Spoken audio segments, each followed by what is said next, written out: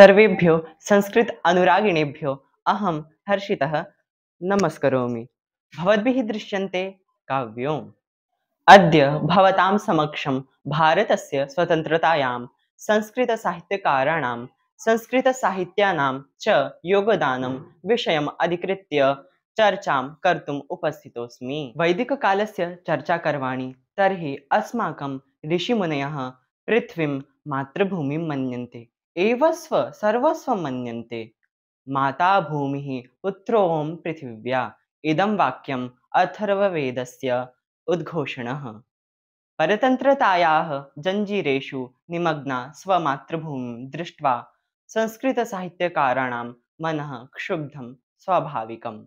आरम्भात् इमां चर्चाम् अधिगम्य एव वर्धते। आङ्ग्लदेशीयजनानां सम्यक् रूपेण जानन्ति स्म यदि भारतोपर्यधिकारः स्थापनार्थं तु सर्वप्रथमं तस्य देशस्य संस्कृतिं विनष्टं परम् आवश्यकम्। अस्माकं देशस्य संस्कृतिं पुष्टिकृते अथवा अस्माकं संस्कृत्या मेरुदण्डभाषा अस्ति।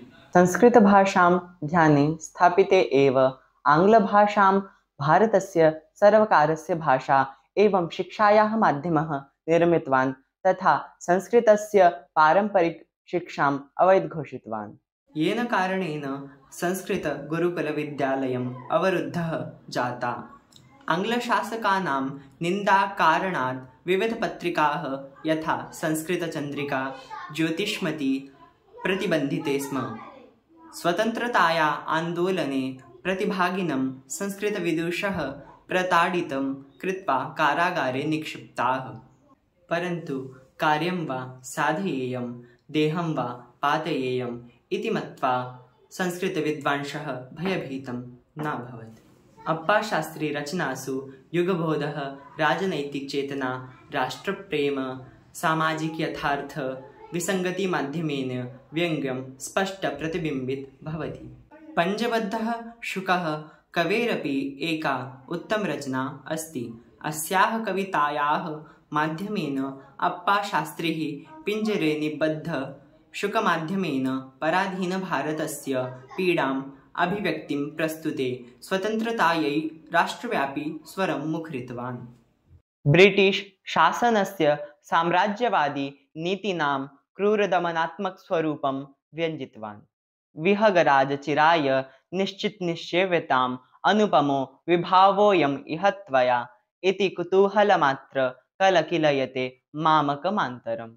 पण्डिताक्षमारावः संस्कृतसाहित्ये नूतनविधानां तथा विषयवस्तूनाम् अवतरणम् अकरोत्। गान्धीमहोदयस्य सत्याग्रहगीतया प्रभावितं भूत्वा एषा सत्याग्रहगीता नामक महाकाव्यस्य रचनाम् अकरोत्। ब्रिटिश् विरोधीभूते अस्य प्रकाशनं भारते न अभवत्, अतः अस्य प्रकाशनं 1932 ख्रीष्टाब्दे पेरिसे प्रकाशितम्। अटता दक्षिणे देशे यत्नेन परिपश्यता निर्जनो निर्जलो ग्राम प्रतिपन्नो महात्मना।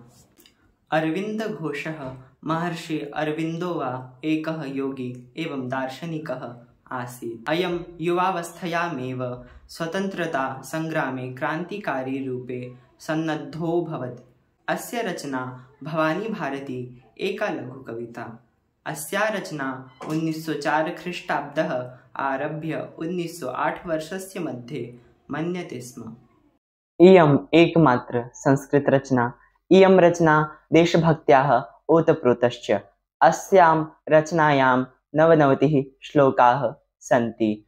भवानी भारती कवितामपि स्वतन्त्रता संग्रामस्य गीतापि कथ्यते। यथा श्रीकृष्णः युद्धाय अर्जुनं प्रेरितवान्, तेन प्रकारेण भवानी भारती स्वतन्त्रता आन्दोलनाय क्रान्तिकारीन् संलग्नः अकरोत्। रामनाथप्रणयी संस्कृतभाषायाम् अद्वितीयगीतानि रचितवान्। मृत्योरभयात् मातृभूमि हेतवे संघर्ष कर्तुं प्रेरणादायी श्लोकाः अति ओजस्वी सन्ति। बंकिमचन्द्र चटर्जी महोदयः आनन्दमठ उपन्यासे वन्दे मातरं शीर्षकेन एकं गीतम् अलिखन्, यद् भारतस्य इतिहासे अजर अमर अभवत्। संस्कृतभाषयाः महिमां ध्यानेन अधिगम्य चटर्जी महोदयः अस्य गीतस्य प्रथमपङ्क्ति अन्तिमपङ्क्तिश्च संस्कृतभाषायाम् अलिखन्। स्वतन्त्रतावीरः विनायक दामोदर सावरकर महोदयः स्वतन्त्रतासङ्घर्षप्रेरिताय कालापानी शीर्षके एकम् उपन्यासम् अलिखन्। वीर सावरकर महोदयः स्वतन्त्रतां देवीरूपं सम्बोधितं कृत्वा एकं गीत रचितवान्, यस्याः प्रथमपङ्क्ति सावरकर महोदयः संस्कृतभाषायाम् अलिखन्। इत्थम् अनेक संस्कृतलेखकानां संस्कृतमाध्यमेन स्वतन्त्रता आन्दोलने सहयोग अकुर्वन्। संस्कृतेन स्वसंस्कृतिम् अत्याधिक दृढता प्रदानम् अकरोत्, यस्य परिणामः अद्यापि समक्षं दृश्यते।